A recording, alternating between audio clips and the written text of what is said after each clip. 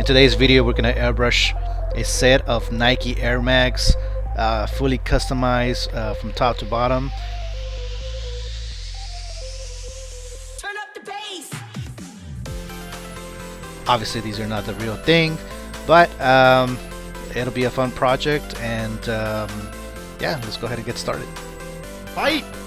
I first start by cleaning the entire shoe with alcohol just to get rid of any dirt and grime. Just get a little bit of the wax off of the bottom there, so I can place the tape and actually will stick.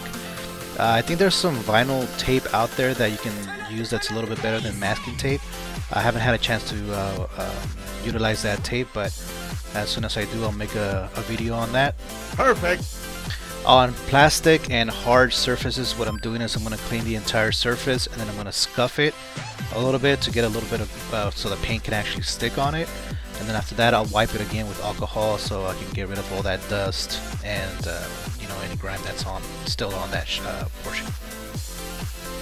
And I'll be using Angela's white acrylic leather paint. I'm going to go ahead and give it 3 different coats, and I'm going to go ahead and dry each coat individually as I go along, trying to layer each coat on there. This allows it to, you know, dry and have a good coverage. Otherwise, the paint's gonna just chip, or you know, it's just gonna peel off. The way I like to layer my paint is normally I will apply 2 different coats of like tack coats. This way, the first 2 coats can adhere to the object properly, and then after that, I'll come back, and while it's still a little bit tacky, I'll come in and do a first coat, a heavy coat, and then I will follow that up with another 2 heavy coats. Obviously, allowing maybe about 10 to 15 minutes in between to dry, or you can use a heat gun to dry those in between.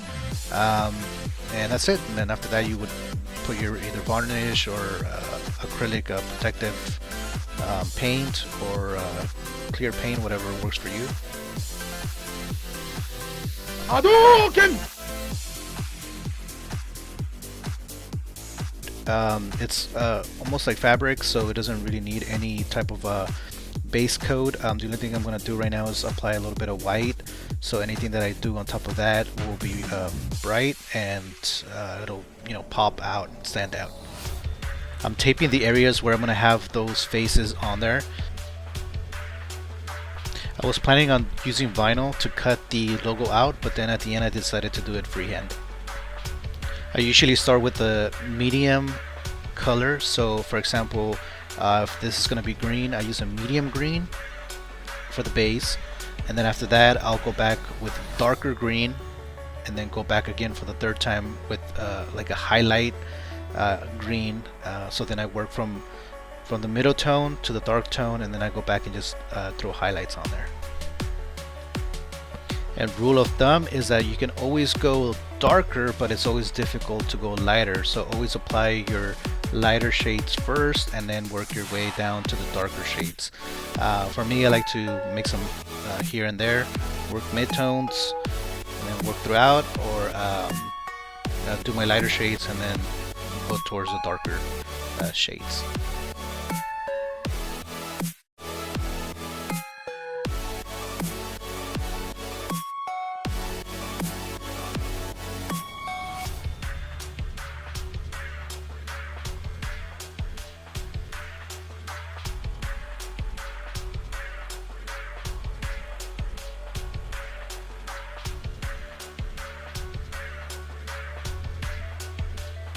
I take advantage that I have the yellow inside the airbrush, and I'm going to try to hit any other area that has yellow in both the shoes. Perfect!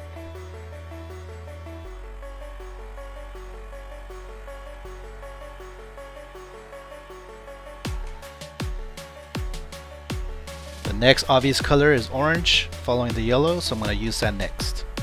This way I don't have to keep cleaning my gun, and I can just spray the yellow out. When using an airbrush, always try to clean your airbrush regularly. maybe once every other color. I mean, if you have drastic color changes, then obviously you want to do that then. But if not, what happens is there's a lot of air going through the tip, and the paint gets dry around or inside the tip of the airbrush. So when you're spraying, sometimes you'll spray blobs of paint, which is not really what you want. If you have fabric, it may not be visible, but if you're shooting on something hard like a plastic or anything like that, you'll definitely see it, and you'll be really upset that that happened.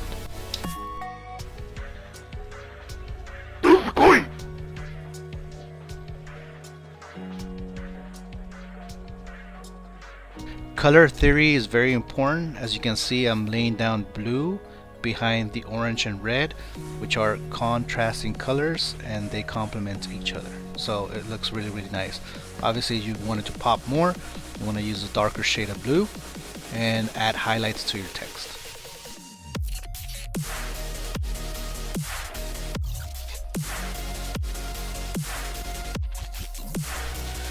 As you can see, I'm laying down a darker shade of blue. This way the clouds will stand out, and I'm going to go ahead and apply some of that darker blue to the background of the text, so that also will stand out.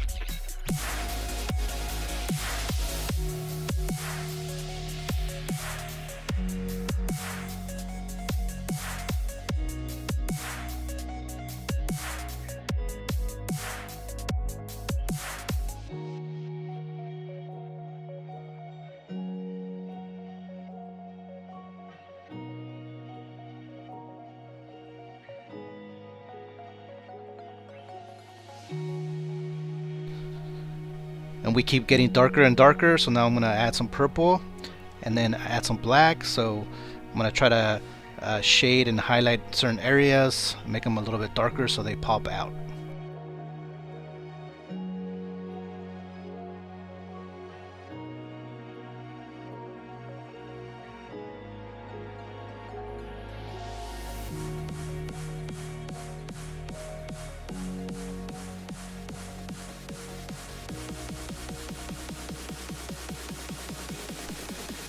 So what do you guys think? How does it look so far?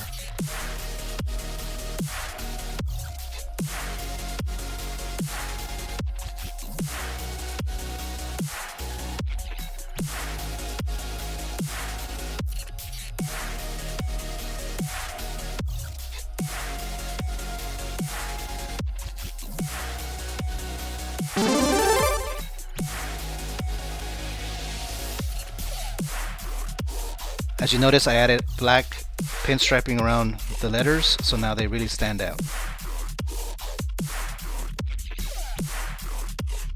I also removed the tape around the faces, so now you can really see them. They're still white, which is what I want, because I want to apply some peach color to them, and I want that peach to stand out.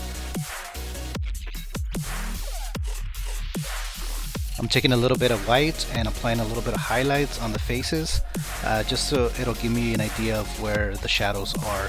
And while I have the white in the airbrush, I'm going to go ahead and add some highlights to the background and the letters and stuff like that. Yeah, that looks pretty cool. I like it.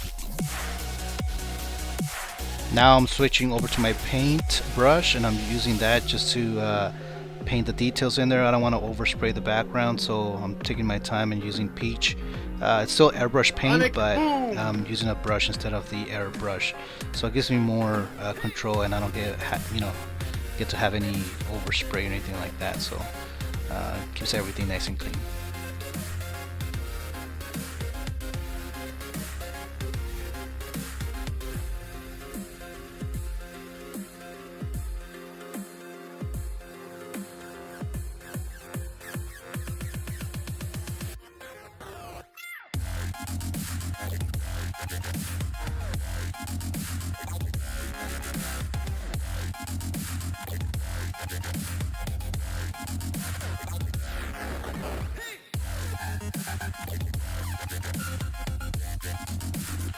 And from here on, I'm just using nothing but a brush and applying the color one layer at a time and drawing in between.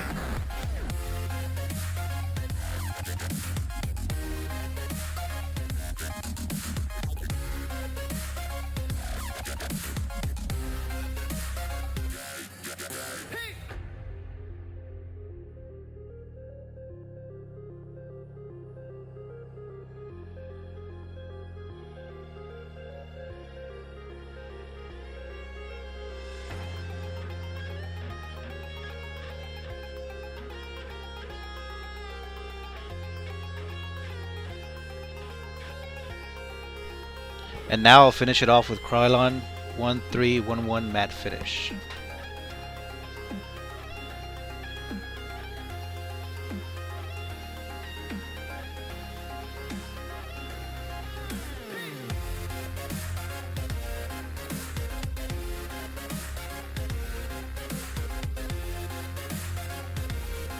And that's it. Let me know what you guys think in the comments below, and we'll see you in the next video. Perfect. You win.